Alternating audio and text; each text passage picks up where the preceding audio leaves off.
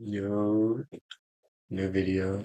We got leg day, like this new, or not this kind of new Planet Fitness, but yeah, we started with this hack squat, which is a machine here, definitely. Like I said, y'all are gonna see me doing hack squats more because I have them now, and I think they're the best for for quad development exercise machine at all. So. Leg press is also a really good one, but I feel like the hack squat is just better. It hits other muscles in your quads that aren't normally stimulated in the movement, so that's really good. And it's good at working your glutes too. I started with 4 or 5 plates, or no, I did not. 4 or 5 reps of one plate, just kind of to warm up, and before I went into actually doing anything here. And then I did 2 plates and went back to one plate.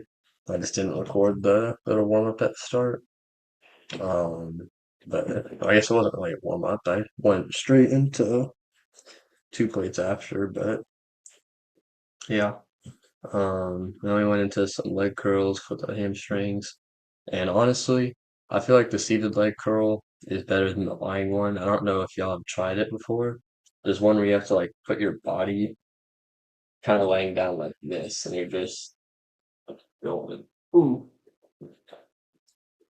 like that. But you're just laying your body down, like on a bench seat or something. But this seated one, I feel like is better, honestly, because um, you can get a better stretch on the quads. And honestly, I feel like the only thing that puts it above is the little seat, because if you put the seat or the little bar like uncomfortably close to your quads, like to where it feels like it's squeezing almost, it'll control it so much on just the hamstring to work. And then you stretch it all the way back as much as you can. And yeah, that's the only reason why I put this above a lying leg curl. Although they're both really good exercises.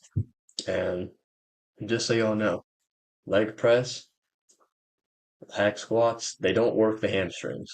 It's two different muscle groups being worked. So y'all need a leg curl like this, maybe straight bar, deadlifts. I don't know. People don't really like those, but I just like doing this for my hamstrings. It's all I do for them, and I feel like they're all right size. So yeah, I'd recommend y'all doing seated leg curls. But then we went into some hip abductions.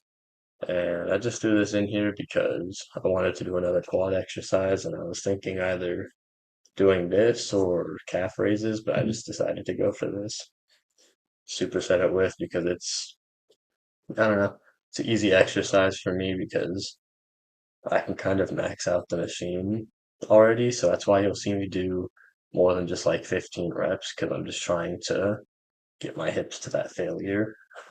Um, But yeah, if y'all, when you do these, this little seat that you're sitting on, if you put it straight up, you'll get more of a connection with your hips.